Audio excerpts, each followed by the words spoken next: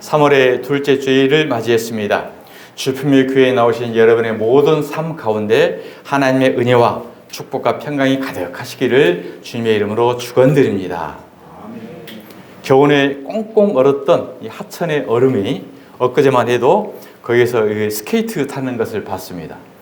그래서 그때 또 어디 가봤더니 그 꽁꽁 얼었던 얼음도 순간적으로 물이 흐르고 생수가 흐르고 이제 고기가 이렇게 뒤노는 거위가 이렇게 헤엄쳐 다니는 그런 호수가 됐더라고요. 그렇습니다. 우리의 모든 삶 가운데도 하나님의 은혜와 평강이 우리의 육체, 우리의 마음, 우리의 삶의 모든 묶인 것들이 다 풀어지는 그런 생수의 은혜가 역사가 있게 될 줄 믿습니다. 아멘. 오늘 설교 제목은 찬송하리로다입니다. 찬송하리로다. 한번 따라해 보시겠습니다. 찬송하리로다. 다른 말로 할렐루야. 할렐루야. 찬송하리로다는 다른 말로 할렐루야입니다. 할렐루야는 여호와 하나님을 찬송하라라는 그런 의미인 거거든요. 자, 오늘 본문의 첫 머리에서 사도 바울은 먼저 찬송하리로다. 나는 찬송하겠다. 그런 자신의 신앙 고백을 하고 있습니다. 찬송하겠다, 찬송하리로다라는 신앙 고백을 선포한 이후에 왜, 어떻게, 무엇 때문에 하나님을 찬송해야 될 것인가 라는 말씀을 3절에서부터 이제 14절까지 전체의 내용을 통해서 쭉 이와 같이 우리에게 이제 설명을 하고 있습니다. 그래서 오늘은 그 내용 가운데서도 찬송하리로다라는 제목으로 함께 은혜를 나누기를 원합니다. 자, 사도 바울의 모든 서신서에는 평강과 은혜를 기원하는 것으로 시작이 됩니다. 에베소서의 첫 번째 말씀이 평강이었죠. 평강이 너에게 있을지어다. 그렇습니다. 이 평강은 사도 바울이 우리에게 빌고 있는 이 평강은 우리가 이 땅에서 생각하고 있는 우리의 삶 가운데 모든 만사 무사가 태평하고 근심 걱정 없는 세상의 이런 평강을 우리에게 기원하는 것이 아니고 하나님과 우리와의 관계의 평강을 빌어주고 있는 것입니다. 저와 여러분은 죄로 말미암아 하나님과 원수 관계가 되었습니다.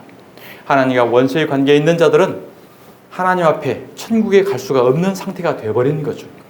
그래서 반드시 저와 여러분은 하나님과 우리와의 평강의 관계를 회복해야 됩니다. 우리가 이 세상을 살아갈 때도 사람의 관계에도 껄끄럽고 관계가 묶이게 되면 모든 인과관계가 바르지 못하게 되죠. 사람의 관계에도 평강의 관계가 이루어져야 되는 것처럼 바로 영적인 관계에 하나님과 저와 여러분의 관계가 평강의 관계가 회복이 되어야만 우리는 하나님 앞에 천국으로 구원을 얻게 되는 것입니다. 그 하나님과 저와 여러분의 평강의 관계를 회복할 수 있는 그 관계, 중재 역할을 하셨던 분이 누굽니까? 바로 예수님입니다. 예수님이 십자가에서 자기 몸을 죽임으로 말미암아 우리가 죽어야 될 것을 예수님이 대신 죽어주심으로 하나님과 우리의 관계를 화목을 이루게 하시고 바로 마침내 평강의 관계를 회복하게 해주셨습니다. 이 평강은 우리의 의로, 우리의 방법으로는 절대 할 수가 없습니다. 그래서 바로 하나님께서 하나님의 독생자를 보내주심으로 예수 그리스도께서 이루어주신 그것을 바로 우리는 은혜라고 하는 것입니다. 우리가 개입된 것은 하나도 없고 하나님과 예수님과 성령님께서 이 모든 관계를 다 이루어 주셔서 우리는 마침내 하나님과 화목의 관계를 이루어 주셨다라는 것을 우리가 첫 번째 시간에 함께 은혜를 나눴습니다. 그리고 지난주에는 사도에 대해서 함께 은혜를 나눴죠. 사도라는 것은 예수님과 살아 계셨을 때 같이 동행을 하면서 예수님의 부활을 경험하고 예수님의 살아계심을 경험하면서 또한 예수님의 하나님의 그 은혜의 말씀을 계시를 받고 그 계시를 성경으로 기록한 자들, 그래서 예수님과 동행한 자, 예수님의 계시를 받고 그 계시를 성경에 기록한 자, 이들을 바로 우리는 사도라고 한다는 것을 우리가 함께 은혜를 나눴습니다. 그래서 사도인 사도 바울이 목청껏 그토록 모든 서신서들마다 나는 사도야, 자신의 사도임을 강조했고, 사도가 전한 이 복음 이외에 다른 복음을 전하면 그것은 강도다, 저주받는 자라고 강력하게 외치고 있었던 것입니다. 그 말은 바로 이 사도들을 통해서 계시를 통해서 이루어진 성경의 완성을 이야기하는 것입니다. 완성된 성경을 우리에게 주었는데 완성된 성경 이외의 것으로 이것이 복음이라고 전하는 자들은 바로 저주받은 자들이다라고 선포했다는 거죠. 그래서 사도의 중요성을 강하게 외쳤고 그 사도들을 통해서 하나님의 말씀을 잘 전수받아 우리에게 잘 체계를 이루어졌던 사람들은 이제 속사도고 속사도를 통해서 성경의 교리와 삼위일체 교리와 교회와 모든 일학의 신앙의 조직을 완성한 사람들이 이제 교부들이라고 하는 것입니다. 그렇기 때문에 사도를 통해서 성경을 완성을 했고 속사도를 통해서 그 성경 말씀을 받았고 교부들을 통해서 성경의 신학의 모든 체계를 완성했다. 그래서 오늘 이 시대의 목사들은 사도도 아니고 선지자도 아니고 바로 이러한 전승된 하나님의 말씀을 그대로 잘 성령의 계시를 받아서 진리의 말씀을 전파하는 교역자 역할을 한다라는 것을 함께 은혜를 나눴습니다. 자, 그래서 이제 오늘은 찬송하리로다. 이 사도가 전한 말씀을 토대로 인해서 왜 우리가 하나님을 찬송해야 될 것인가 라는 것을 우리가 함께 은혜를 나누게 되는 것입니다. 자, 유대인들은 지금도 메시아를 기다리고 있습니다. 구약의 메시아라고 예언되었던 이 메시아가 2000년 전에 이 땅에 오시던 예수님이셨죠. 그런데 그들은 예수님을 메시아로 인정하지 않는 거예요. 자, 그러면 왜 유대인들은 예수님을 메시아로 인정을 하지 아니했을까? 구약 시대에 유대인들이 기대했던 메시아는 성경에 나와 있는 다윗 같은 그런 메시아를 기대하고 원하고 있는 것입니다. 그래서 여전히 그들은 지금도 다윗 같은 그런 메시아를 기다리고 있어요. 다시 다윗 왕은 어떤 왕입니까? 정치적으로, 군사적으로, 경제적으로 천하를 호령하고 다 완성했던 왕이었죠. 그래서 오늘 이 시대에도 그런 왕이 와서 정치적, 군사적, 경제적으로 이 땅의 지상 왕국을 이룰 거야. 지금 이것을 기대하고 있다는 거죠. 그래서 예수님께서 베세다 광야에서 보리떡 5개와 물고기 2마리로 5,000명을 먹이죠. 그때 우리가 구약 시대에 바라보고 기대했던 그 메시아가 이제 드디어 왔구나. 그래서 예수님을 억지로 잡아다가 임금을 삼으려고 했습니다. 그 모습을 보고 예수님이 그들을 다 제자들을 흩어버리고 그들을 피해서 혼자 산으로 피해 버리시죠. 자, 너희들 지금 먹고 사는 문제 해결될 수 있는 그런 메시아, 그런 정치 군사적인 메시아, 그런 메시아를 기대했다고 한다면 너희들 오해야. 나는 그런 메시아로 너희들이 온 게 아니야. 이 땅에서 이 땅의 문제를 해결해 주려고 온 것이 아니고 오히려 우리의 영생의 문제를 해결해 오시는 분이라는 것을 그들에게 말씀하고 있는 것입니다. 그렇기 때문에 오늘 이 시대에 유대인들이 지금 여전히 하나님을 잘 믿는다고 하지만 또 그들도 찬송을 많이 드리고 있어요. 근데 그들은 진정한 찬송이 아닌 거죠. 왜요? 진정한 하나님을 바로하지 못하기 때문에. 영생은 유일하신 참 하나님과 그가 보내신 예수 그리스도를 바르게 아는 것이라고 했습니다. 유대인들은 하나님을 정말 어느 누구보다도 잘 안다고 자부하고 있죠. 그런데 하나님의 보내신 메시아이신 예수님에 대해서는 아직 알고 있지 못하다는 사실이죠. 오늘도 마찬가지입니다. 오늘도 우리가 하나님을 믿고 교회를 열심히 신앙생활을 하면서도 이 땅의 문제만을 해결받는 그런 도구로 하나님을 예수님을 믿고 있다고 한다면 유대인이 믿는 신앙생활과 똑같다는 거죠. 그래서 찬송을 부르는 것도 나의 육신의 문제만을 해결하기 위한 것으로 찬송을 부르겠다고 한다면 그것은 자기의 감정적 노래인 거지 진정한 하나님을 찬송 드릴 수 있는 찬송이라고 할 수 없습니다. 요즘에 유행가 같은 경우에 유행가들 통해서도 정말 얼마나 마음을 이렇게 터치하고 마음을 감동적인 그런 노래가 많이 있습니까? 노래도 정말 가수들이 감정으로 정말 부르게 되면 어떤 때 우리가 그 노래에 빠져들어서 우리가 눈물도 나오기도 하죠. 너무 감정적으로. 그와 같이 우리의 현실적인 감정적 기복적인 것에 의해서 감정에 의해서 우리가 찬송하고 노래한다고 한다면 이것은 진정한 우리가 하나님을 찬송 드리는 이유가 될 수 없다는 것입니다. 자, 그럼 사도 바울이 지금 외치고 있는 찬송의 근거는 무엇에 근거해서 우리가 하나님을 찬송을 드려야 될까라는 것을 말씀하고 있는데, 자, 4절에서 6절까지의 내용을 보면 성부 하나님의 하신 일을 쭉 열거하고 있습니다. 그리고 7절에서 12절까지는 성자 예수 그리스도께서 하신 일을 쭉 나열하고 있습니다. 그리고 13절에서 14절까지는 성령 하나님의 하신 일을 이야기하신 거예요. 그러니까 저와 여러분을 구속하신 일, 구원하실 일에 대해서 성부 하나님에서 하신 일, 성자 예수님께서 하신 일, 성령님께서 하신 일을 쭉 설명을 하고 그 설명하기 이전에 먼저 나는 찬송할 거야 라는 것을 지금 사도 바울은 고백하고 있다는 거죠. 오늘 본문 배경이 사도 바울이 찬송하리로다라고 배경한 이 장소가 어딘 줄 아십니까? 바로 감옥입니다. 감옥. 옥중에서 찬송하리로다라고 고백하고 있는 것이에요. 그러니까 우리의 육신의 문제, 세상 문제, 현실 문제만을 이야기한다고 한다면 전혀 찬송할 상황이 아니죠. 그러나 사도 바울은 이 현실을 초월한 사람입니다. 영적인 세계를 본 것입니다. 그렇기 때문에 비록 육체의 몸은 하나님을 믿다가 복음을 증거하다가 감옥에 갇혀 있지만 그러나 이런 현실에 연연해야 하지 않고 나는 하나님을 찬송할 거야. 왜? 내 영혼을 구원하시는 하나님의 은혜를 바라보고 있기 때문에. 그러면서 그것을 바라보면서 에베소 교인들에게 오늘 저와 여러분들에게 찬송해야 할 이유, 찬송해야 된다는 것을 우리에게 말씀을 하고 있는 것입니다. 여러분, 우리의 찬송의 대상은 성부 하나님, 성자 예수님, 성령 하나님이 우리의 찬송을 받으실 우리의 찬송의 대상인 것입니다. 구원에 관하여 우리는 아무것도 한 것이 없습니다. 이 삼위일체 하나님께서 성부 하나님, 성자 예수님, 성령 하나님께서 저와 여러분을 모든 우리의 구원의 문제를 다 해결해 주시고 해결해 가고 지금 있고 계시는 것입니다. 자, 삼위일체란 무엇입니까? 삼위일체란 각각 구별된 위격이지만 본질적으로는 하나라는 거죠.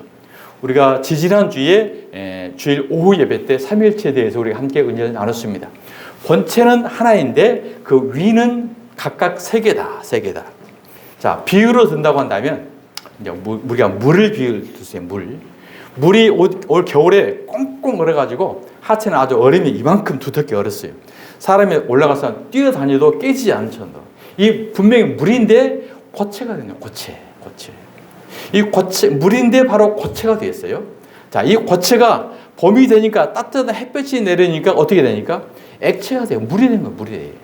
이 물이 되고 계속 따뜻하게 되면 이 물이 어떻게 됩니까? 이제 기체가 됩니다. 기체가 되어 수증기로 올라가요. 수증기로 올라가면 이 물이 올라가서 무엇이 돼요? 구름이 됩니다. 구름. 그러니까 물은 하나인데 고체, 얼음이 되고 액체, 물이 되고 기체, 수증기가 돼서 하늘에 구름이 떠다녀요. 구름이 떠다니다가 어느 때가 되면 이게 물러내려 다시 물러내려온 겁니다. 그러니까 본질은 물 하나죠. 기체, 액체, 고체가 되는 거죠. 마찬가지로 본질은 하나님 한 분이신데 아버지 하나님의 역할, 아들 예수님의 역할, 성령님의 역할이 따로 있는 거예요. 또한 우리가 태양이 있습니다. 태양은 반드시 딱 하나가 또 있는데 태양을 통해서 빛이 우리에게 비춰지게 되죠. 가려지게 되면 우리는 태양을 볼 수 없습니다. 빛이 우리에게 비춰집니다. 이 빛이 바로 태양은 하나님, 성부 하나님을 의미하는 거고 그 태양을 통해서 비춰지는 빛은 바로 예수 그리스도를 의미하는 거예요. 그 빛을 통해서 우리에게 무엇이 느껴지게 됩니까? 따뜻한 체온, 따뜻한 열이 느껴지나. 이게 성령의 역할인 거예요. 마찬가지로 물도 기체, 액체, 고체. 태양도 태양과 빛과 열을 우리가 감지할 수 있는 것처럼 바로 하나님도 한 분이시라는 것을 성령을 통해서 우리에게 이제 보여주고 있다라는 것입니다. 자, 삼위일체 하나님 간의 관계는 바로 그래서 상호적 연합의 역할이다. 상호적 연합의 역할이라는 것은 사랑과 조화 속에서 창조와 구속과 성화라는 구원의 역사 속에 각각 고유의 역할을 하심으로 우리의 구원을 완성하시다라는 것입니다. 그렇기 때문에 창조주 하나님께서 계획하시고 그 계획된 일을 수행하시기 위해 성자 하나님을 사람으로 보내시고 십자가에 죽게 하십니다.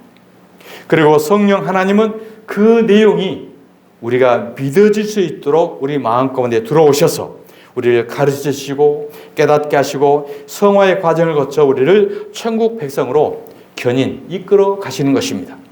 이것이 바로 성령 하나님께서 다 하신 일이에요. 그래서 우리는 이것을 은혜라고 하는 것입니다. 우리가 한 것이 없습니다. 자, 그렇다고 한다면 여기서 우리가 중요한 것이 하나 있는데 이러한 삼일째 하나님을 통해서 우리를 천국 백성으로 이끌어 가시는 이 시작의 그 시점이 어디일까? 언제부터 우리를 이와 같이 하나님의 천국 백성으로 삼일째 하나님께서 우리를 이끌어 가시냐는 거죠. 자, 그 시점은 바로 우리가 무엇을 좀 깨닫고 성실하게 살기 시작할 때인가? 아닙니다. 이것은 바로 우리가 아직 죄인 되었을 때 우리를 향해 이미 행해지고 있었다는 사실이에요. 사실. 우리는 아직 그걸 깨닫지 못하죠. 우리가 아직 하나님을 알기도 전에, 우리가 하나님을 알기 전에 뭘 했습니까? 하나님이 싫어하시는 일만 우리가 골라서 했었잖아요. 지금 되돌아보면. 그렇습니다. 여전히 어찌 되돌아보면 하나님이 하지 말라는 거, 하나님이 싫어하는 것만 우리가 골라서 했었을까? 왜? 우리는 죄의 속성이기 때문에. 그때 우리는 이미 우리 이름을 생명책에 기록하여 놓았다는 사실을 여러분 믿으시기 바랍니다. 믿어지지 않겠지만 우리는 이것을 깨닫게 되는 거예요. 구약 성경에 예레미야라는 선지자가 있었어요. 예레미야라는 선지자를 하나님이 불러서, 자, 너를 통해서, 너를 불러서 내가 내 종, 내 선지자로 너를 쓸 거야. 이렇게 불렀어요. 그랬더니 나 같은 놈이 어떻게 감히 하나님의 부름을 받는 선지자로 내가 쓸 수 있겠습니까? 저는 못합니다라고 이야기했어요.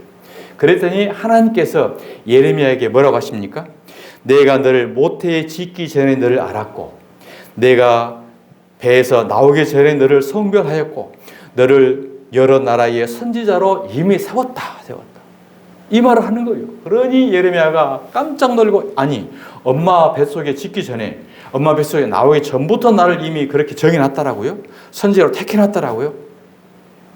아야 소리 못하고, 그러면 이끌어 가주세요. 나는 모르니 하나님께서 마음대로 해가세요. 라고 자신을 맡기고 이끌어감으로 구약시대에 위대한 하나님의 선지자 역할을 감당하게 된 것입니다.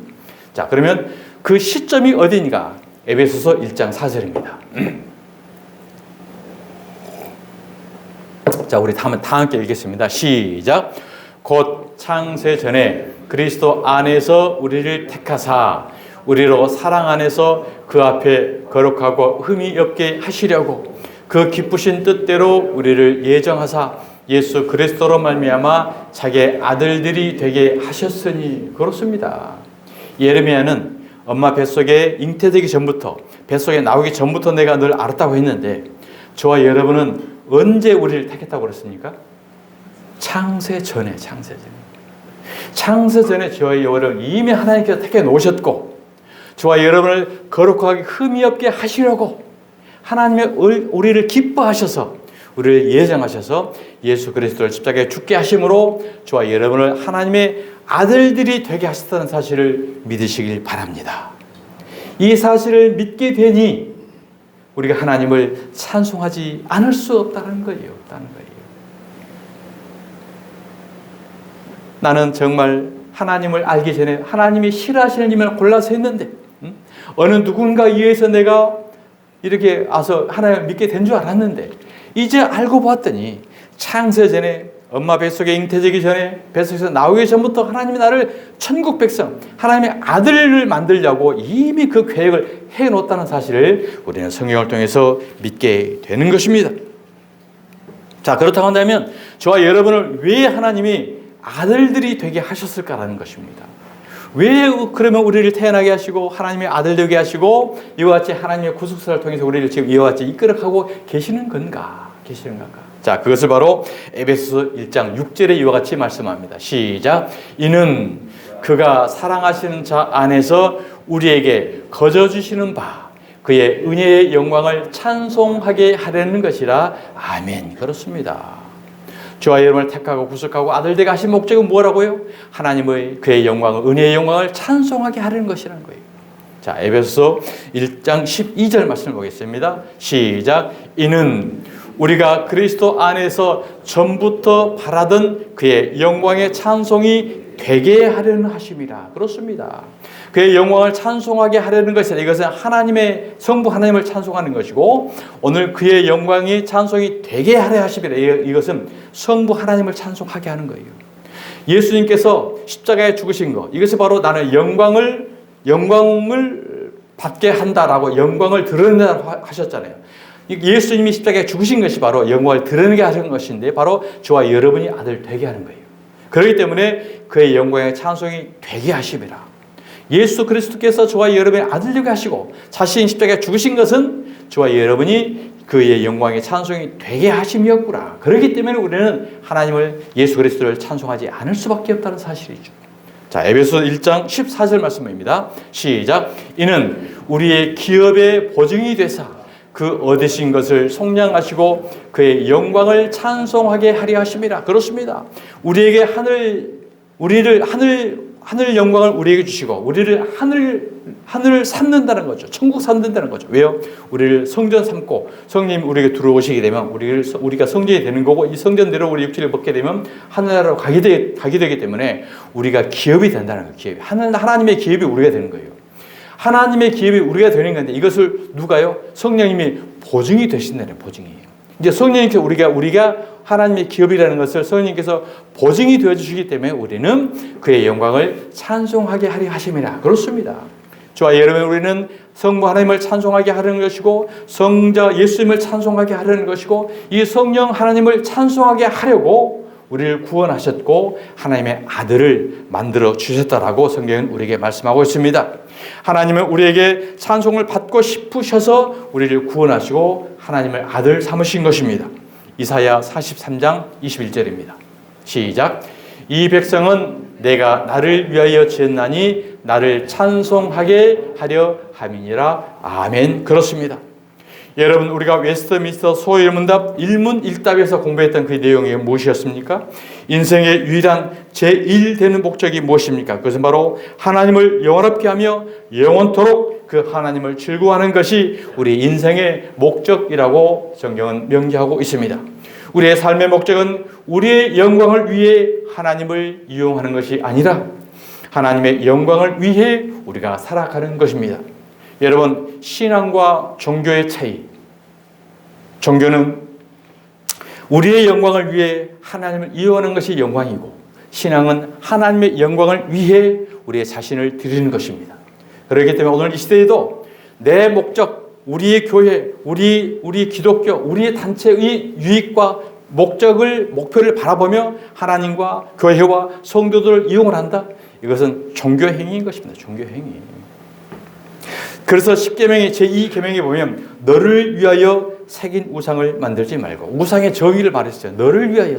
이것이 우상인 거예요. 그러니까 우리가 열심히 신앙생활을 하면서도 예수를 위해서, 예수를 통해서, 하나님을 통해서, 성령을 통해서 내 목적 가치만을 위한 목적이 됐다라고 한다면 여전히 이것은 종교에 국한되고 있다는 거예요. 그래서 우리는 우리 한 것은 하나도 오직 하나님의 예수님의 성령님의 영광을 그분의 찬송만을 위한 도구로 우리가 살아가는 존재로 우리가 하나님 앞에 예배를 드리고 드려야지 내 존재 목적만을 위한 이것을 여전히 하고 있다는 것은 종교생활에 머물고 있다는 것입니다. 신앙생활을 하기 위해서는 시작의 출발점은 물론 종교생활로 시작은 됩니다. 그러나 여전히 거기에 머물러 있다고 한다면 아직 신앙이 머무르지 못한 애굽에 머물러 있는 하나님의 백성들 신앙의 수준이라고밖에 할 수 없는 것입니다. 사랑하는 성도 여러분, 그러면 우리가 우리의 어떠한 삶이 하나님의 영광이 되는 삶인가라는 것을 우리가 구체적으로 한번 살펴보도록 원합니다. 그것은 바로 하나님의 누구이시며 우리는 누구이고 그분이 우리에게 행하신 일이 무엇인지를 깨닫고 그분의 말씀에 순종하는 것이 바로 영광의 찬송이 되게 하는 것입니다. 우리가 하나님을 찬송할 수밖에 없는 구체적인 이유는 바로 하나님이 저와 여러분의 복의 근원이 되는 것이기 때문인 것입니다. 오늘 본문의 말씀에 보면 하늘에 속한 신령한 복을 우리에게 주시되라고 말씀을 하고 있습니다. 하나님은 예수 그리스도 안에서 우리에게 신령한 복을 주십니다. 이 신령한 복은 어떤 복입니까? 하늘에 속한 신령한 복이라는 것입니다. 하나님은 우리를 창조하시고 우리를 끊임없이 영원토록 인도하실 것입니다.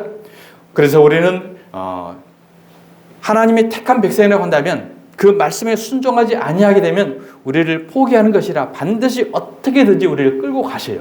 그래서 이제 신학적 용어로 견인이라고 하는 건데 안 끌려오면 어떻게 된 거예요? 자동차가 주차 위반돼서 주차를 잘 하라고 계도를 해요. 그래서 주차를 끊임없이 반복을 한다. 그러면 어떻게 합니까? 끌어다가 끌고 가버리잖아요. 마찬가지로 우리가 하나님의 말씀대로 순종해서 말씀대로 제대로 오지 않냐면요. 결국은 끌고 가요. 이 끌고 가는 방법이 우리에게는 그것이 바로 고난이요, 연단이요, 환난이요, 풍파요. 여러 가지 방법으로 우리를 오게 됩니다. 그래서 우리를 저항할 수 없는 상태로 결국 끌고 가는 거예요. 그러니까 빨리 우리가 하나님 말씀에 엎드려서 순종하고 그 말씀대로 그대로 한 걸음을 걸어가는 게 우리가 축복인 거지 내 의지와 내 계획대로만 가려고 한다면 반드시 끌려오게 되는 거예요. 그러니까 오늘 이 시대에도 신앙생활 열심히 하다가 절망하고 좌절하고 낙심하고 시험 들고 막 있잖아요. 반드시 돌아와요. 언제요? 뺑뺑이 돌리다가. 그러니까 빨리 깨닫고 빨리 오는 게 축복인 겁니다. 자, 일평생 찬송의 삶을 살아온 다윗의 신앙 고백을 한번 살펴보겠습니다. 시편 103편 1절입니다. 시작. 내 영혼아 여호와를 송축하라. 내 속에 있는 것들아 다 그의 거룩한 이름을 송축하라. 내 영혼아 여호와를 송축하며 그의 모든 은택을 잊지 말지어다. 그가 내 모든 죄악을 사하시며 내 모든 병을 고치시며 내 생명을 파멸해서 속량하시고 인자와 긍휼로 관을 씌우시며 좋은 것으로 내 소원을 만족하게 하사 내 청춘을 독수리같이 새롭게 하시도다. 아멘. 아멘. 이 다윗의 고백이 저와 여러분의 고백이 할 줄 믿습니다.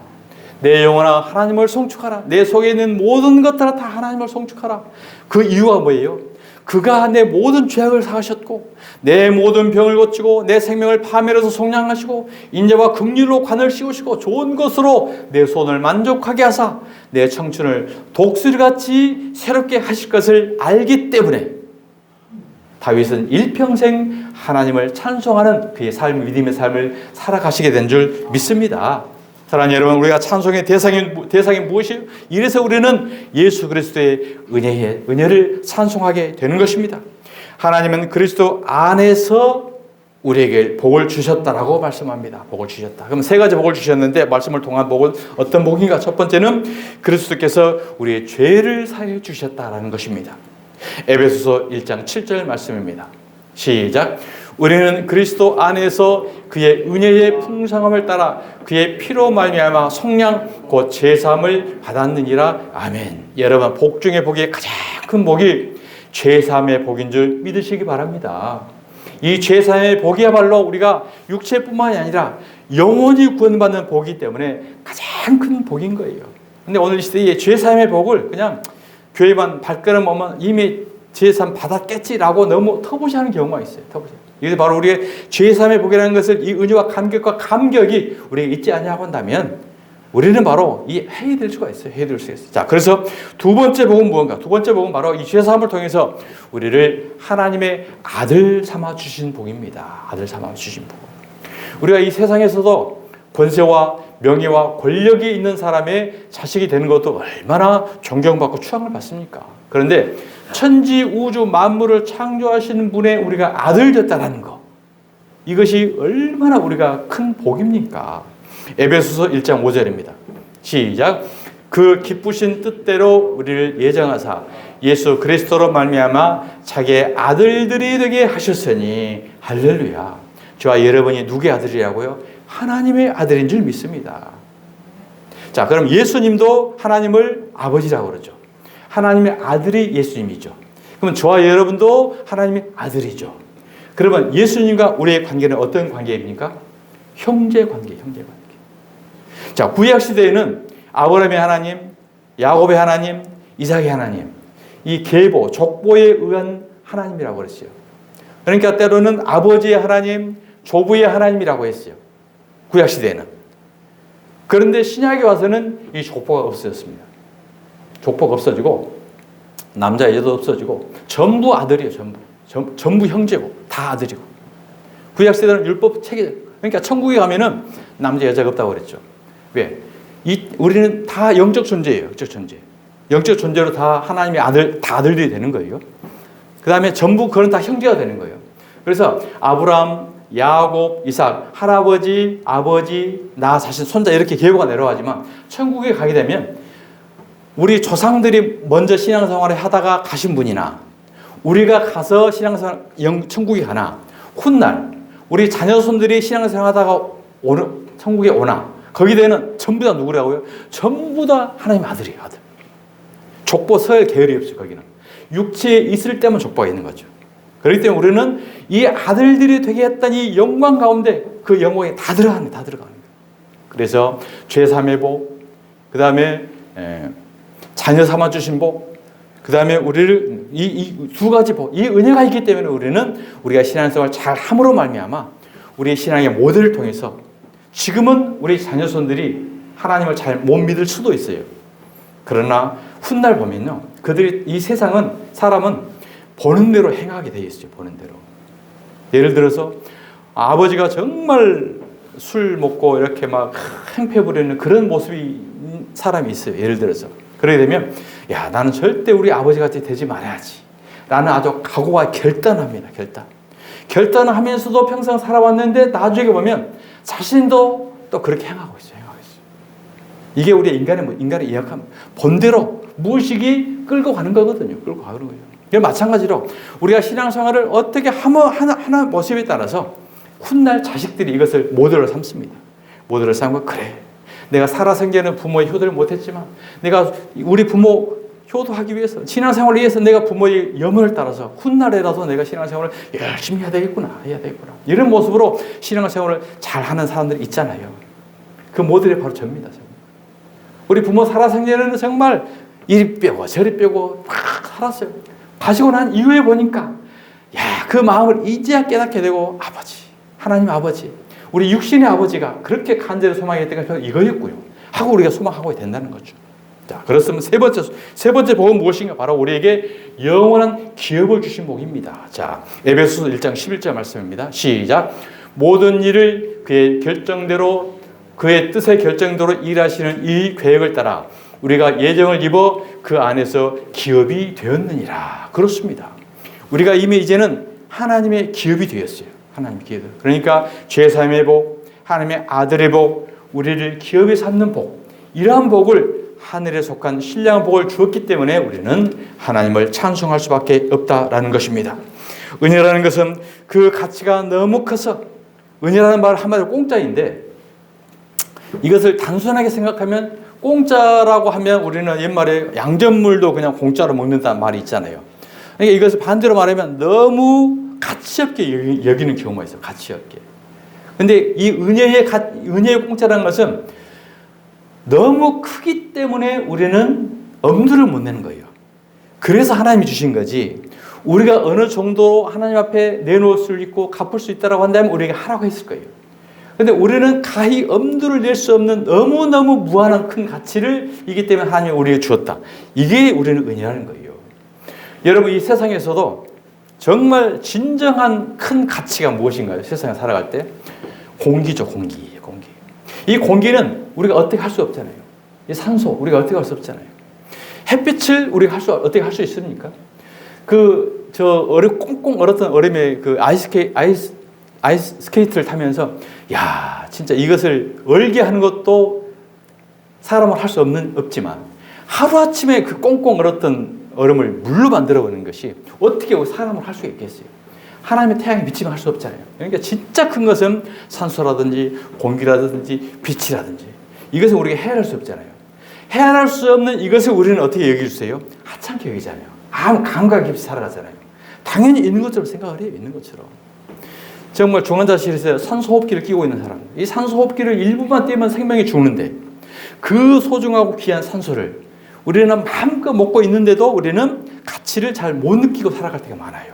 공기도 마찬가지로 이와 같은 하나님의 어마어마한 큰 은혜를 공기를 못 느끼듯이 산소를 못 느끼듯이 이와 같이 우리가 살아가고 있다는 사실이죠. 그렇습니다. 그와 같이 우리는 이 하나님의 크신 은혜를 다시 기억하면서 되새기면서, 그래서 우리는 하나님을 찬송하고 살아가는 것, 이것이 바로 하나님의 천국 백성들의 일이라는 것입니다. 자, 찬송하는 삶을 통해서 우리는 어떻게 삶을 살아가야 되는 건가? 그래서 우리는 감사와 경배로 하나님을 영화롭게 해드리게 되는 것입니다. 찬송하리로다는 말은 우리가 삶 전체로 하나님께 찬송 드릴 수 있는 우리의 삶의 반응인 것입니다. 자, 로마서 12장 1절입니다. 시작. 그러므로 형제들아, 내가 하나님의 모든 자비하심으로 너희를 권하노니 너희 몸을 하나님이 기뻐하시는 거룩한 산 제물로 드리라. 이는 너희가 드릴 영적 예배니라. 너희는 이 세대를 본받지 말고 오직 마음을 새롭게 함으로 변화를 받아 하나님의 선하시고 기뻐하시고 온전하신 뜻이 무엇인지 분별하도록 하라. 그렇습니다. 우리의 몸을 거룩한 산 제물로 드리는 것, 이것이 바로 우리가 하나님의 은혜를 생각하면서 감사하면서 찬송의 삶을 살아가 드리는 것, 이것이 바로 실질적인 가장 영적 예배라는 거죠. 이 세대를 본받지 말아라. 이 세대. 여러분, 이 세대를 우리가 본받을 이 세대가 없어요. 어떻게 보면. 오늘 기독교인들도 정말 복음 이외의 것을 전하면서 그것을 추정하고 이런 세대를 본받지만 오직 마음을 새롭게 함으로 변화를 받아 하나님의 선하시고 기뻐하시고 온전하신 뜻, 이것이 무엇입니까? 사도 바울은 사도라는 직책을 걸고 생명처럼 목숨 걸고 외치고 있잖아요.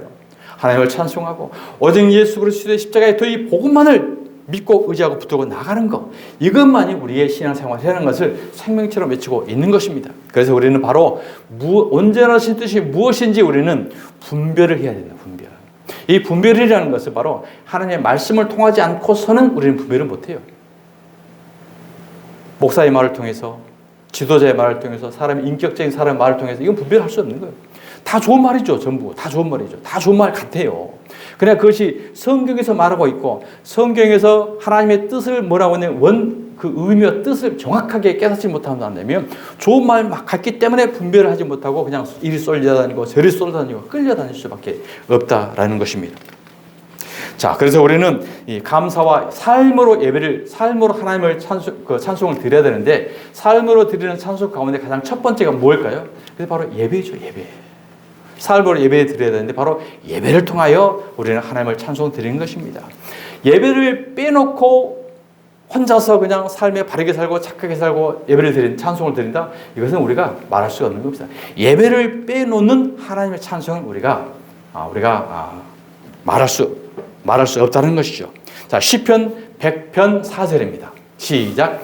감사함으로 그의 문에 들어가며 찬송함으로 그의 궁정에 들어가서 그에게 감사하며 그의 이름을 송축할지어다. 그렇습니다. 예배를 통해야만이 우리 하나님을 찬송할 수 있고 예배를 통해야만이 하나님의 말씀을 듣고 배우고 깨달아지게 되는 거고 하나님의 인도하심을 알는 거기 때문에 반드시 우리는 감사함으로 그의 문에 들어가고 찬송함으로 그의 궁정에 들어가서 감사하고 송축하고 예배를 드린다. 자, 두 번째로는 삶 속에서 감사와 순종으로 찬송해야 한다는 것입니다. 하나님은 우리에게 자, 골로새서 3장 16절 말씀입니다. 시작. 그리스도의 말씀이 너희 속에 풍성히 거하여 모든 지혜로 피차 가르치며 권면하고 시와 찬송과 신령한 노래를 부리며 감사하는 마음으로 하나님을 찬양하고 또 무엇을 하든지 말에나 일에나 다 주 예수의 이름으로 하고 그를 힘입어 하나님 아버지께 감사하라. 그렇습니다. 그리스도의 말씀이 너희 속에 풍성히 거하여, 이것이 우리의 전제되어야 됩니다. 그래야 우리는 바르게 분별할 수 있게 되는 것입니다. 말에나 일에나 다 주 예수의 이름을 하고 그를 힘입어 하나님 아버지께 감사하라. 이것이 우리가 삶을 통해서 하나님의 감사와 찬송을 올려드리는 예배의 삶인 것입니다. 자, 세 번째는 우리가 이러한 상황에도 불구하고 우리의 상황, 현실, 어떠한 현실 상황에서 우리는 하나님을 찬송해야 된다는 거예요. 찬송해요. 오늘 사도 바울이 감옥에서 찬송했던 것처럼 우리의 삶의 형편 처지에서 우리는 하나님을 찬송해야지 원망과 불평하면 안 된다는 사실인 것입니다. 우리는 고난과 연단 속에서 하나님을 원망하며 범죄하지 말아야 합니다. 구약에 욥이 나옵니다. 욥 그는 어느 날 갑자기 스밧 사람들이 쳐들어와서 종들을 죽이고 그의 재산을 빼앗아갔습니다. 하늘에서 불이 내려와 양과 종들을 불살랐습니다. 자녀들이 맏아들의 집에서 잔치하고 있는데 또한 집이 무너져서 자녀들이 죽었습니다. 이러한 상황 정도 되면 신앙도 포기하고 하나님도 원망하고 저주할 수밖에 없는 현실이죠. 그러나 욥은 어땠습니까? 이런 상황에서 욥은 엎드려 예배하면서 하나님 앞에 기도합니다. 욥기서 1장 21절입니다. 시작. 이르되 내가 모태에서 알몸으로 나와싸운즉 또한 알몸으로 그리로 돌아가올지라. 주신 이도 여호와시오 거두신 이도 여호와시오니 여호와의 이름이 찬송을 받으실지니이다 하고 이 모든 일에 욥이 범죄하지 아니하고 하나님을 향하여 원망하지 아니하니라. 아멘. 그렇습니다. 자, 우리가 인간적 상황으로는 힘들지만 하나님의 사람 욥은 인생에 바라고 있던 모든 것을 다 잃었음에도 불구하고 적실에서 나왔산 알몸으로 나왔산적 내가 알몸으로 갑니다. 주신이도 여호와시오 취하시던 여호와시오 내가 하나님을 원망하며 범죄하지 않겠습니다. 그리고 하나님을 찬송하고 있다는 거죠. 이러한 고백의 신앙을 드린 욥의 결과는 여러분 어땠을 것 같습니까? 욥기 42장 16절입니다. 욥기 42장 10절입니다. 시작. 욥이 그의 친구들을 위하여 기도할 때 여호와께서 욥의 곤경을 돌이키시고 여호와께서 욥에게 이전 모든 소유보다 갑절이나 주신지라. 그렇습니다. 욥이 그의 친구들을 위하여 기도할 때 왜 친구들을 기도했냐면 그 친구들이 다 하나님 믿는 사람들인데 욥에 와가지고 저주했어요. 네가 하나님을 잘 믿는다고? 하나님을 그렇게 신실하게 믿는다고? 네가 목사라고? 네가 이 지경인데도 네가 하나님 믿는 자야? 네가 하나님을 제대로 믿고 있는 거야? 네가 뭔가 죄가 있고 네가 뭔가 하나님을 잘못 믿고 있기 때문에 네가 이거 재앙을 온 게 아니야. 계속해서 욥에게 저주한 거예요. 그러면 어떻게 해요? 그런 놈하고 싸워야죠. 멱살 잡고 이놈만 저놈만 할 수밖에 없잖아요. 우리 상황이. 그런데 욥은 어때요? 그의 친구들을 위해 기도했다는 기도해야 돼요. 하나님, 우리 친구들 불쌍히 여겨주세요. 몰라서 저래요. 기도할 때. 그랬더니 결국은 어떻습니까? 욥에게 이전 모든 소유보다 갑절이나 주신지라. 이게 우리의 신앙의 모델입니다. 신앙의 모습입니다. 이것을 우리에게 배우러 가는 거예요. 자, 그러면 무작정 이와 같이 이런 것을 쓰라는 고난과 고통을 당하고 경험하고 우리가 이것을 하라고 하실 건가? 이것을 통해서 우리 하나님의 크신 은혜를 깨닫고 내가 너를 끝까지 붙들고 있는 거야. 내가 널 붙들고 있는 거야. 너와 함께 하고 있는 거야. 너는 내 아들이야. 이것을 우리가 깨닫게 하시려는 하나님의 은혜를 우리에게 말씀하고 있는 것입니다. 욥의 인생의 말년은 어땠을까요? 욥기 42장 16절입니다. 시작. 그 후에 욥이 140년을 살며 아들과 손자 4대를 보았고 욥이 늙어 나이가 차서 죽었더라. 그 잃어버렸던 모든 재산은 갑절이나 더 받고 잃어버린 자식보다 더 훌륭한 자식들을 하나님이 더 주셔서 4대를 보고 나이가 차서 죽는 하나님의 영광을 보게 된 줄 믿습니다. 그래서 사도 바울은 오늘 이와 같이 말씀합니다. 데살로니가서 5장 18절 시작. 범사에 감사하라. 이것이 그리스도 예수 안에서 너희를 향하신 하나님의 뜻이니라. 아멘. 그렇습니다. 사랑하는 여러분, 오늘 말씀을 통해서 다윗을 통해서 욥을 통해서 사도 바울을 통해서 어떤 형편 어떤 처지이든지 삶의 환경 바라보지 마십시오. 이것을 통해서 때로는 하나님이 우리에게 더 영광된 축복을 주실 수 있는 축복의 문이기도 하고요. 그래서 고난은 축복의 통로라고 있습니다.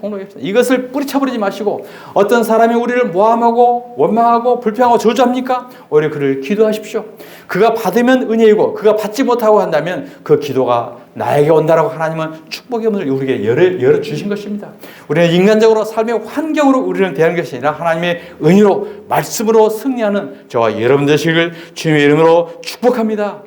찬송은 믿음의 표현이며 하나님께서 기적을 베푸시는 통로임을 믿으시기 바랍니다. 우리는 기쁜 일이 있을 때만 찬송하는 것이 아닙니다. 기쁜 일이 있을 때만 찬송하는 것은 누구든지 할 수 있습니다. 누구든지. 짐승들도 할 수 있어요. 강아지들도 먹을 거 많이 주어야 얼마나 기뻐하고 꼬리를 흔들면서 다가옵니까?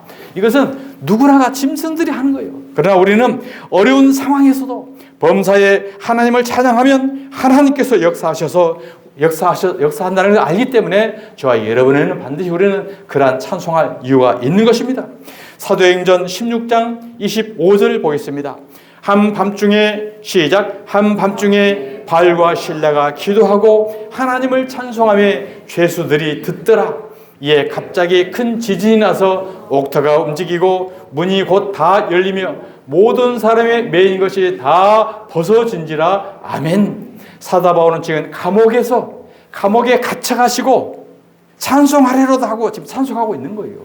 바울과 그의 제자 실라가 둘이.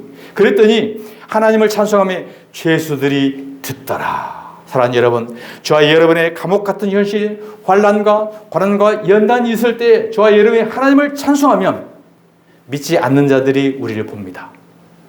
저 지경에도 찬송해? 저 형편에도 찬송하고 있어? 신앙생활을 포기하고 이 모습을 보고 우리는 하나님의 영광이 되는 거예요.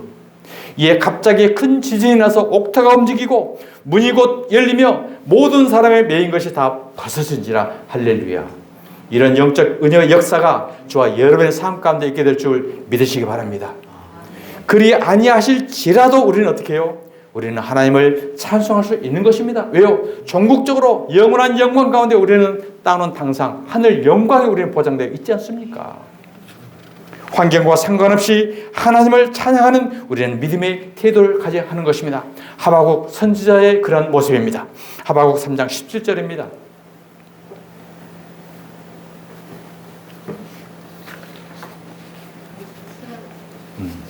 자, 하박국 3장 17절 시작.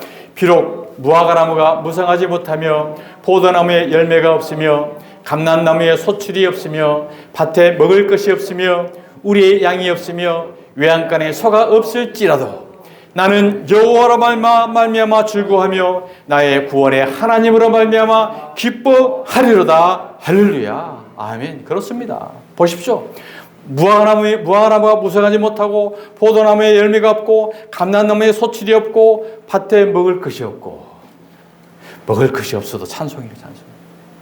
우리의 양이 없고 우리 교회에 빈자리가 많이 있고 외양간에 소가 없을지라도 나는 여호와로 말미암아 즐거워하며 나의 구원의 하나님으로 말미암아 기뻐하리로다. 할렐루야. 이 고백, 이 믿음. 그래서 사도 바울이 찬송하리로다. 어디에서요? 감옥에서. 그런 너희들도 여호와를 찬양할지어다 라고 오늘 우리에게 말씀하고 있는 것입니다. 사랑하는 성도 여러분, 우리가 삶의 환경 보지 마십시오. 이 세상은 우리의 미혹하고 우리를 유혹하고 달콤한 것들이 많이 있습니다. 그러나 우리는 십자가 튼튼히 붙잡고 생명을 붙잡고 오직 진리를 붙잡고 육적인 눈으로 현상을 보는 것이 아니라 영적인 눈으로 제 영원한 천국을 바라보면서 오늘도 한 걸음 한 걸음 십자가를 붙잡고 전신갑주로 무장되어서 우리는 혈과 육에 싸우는 것이 아니에요. 사랑과 싸워요. 정사와 권세, 이 어둠의 영적 전투를 싸우고 있는 것입니다. 우리를 미혹하게 하고 좌절하게 하고 낭만 가운데 빠지게 하려 하는 약간 어둠의 세력을 물리치고 날마다 승리의 삶을 살아가는 저와 여러분 되시기를 주님의 이름으로 축원드립니다. 아멘. 하나님 아버지, 감옥에서 찬송하리로다.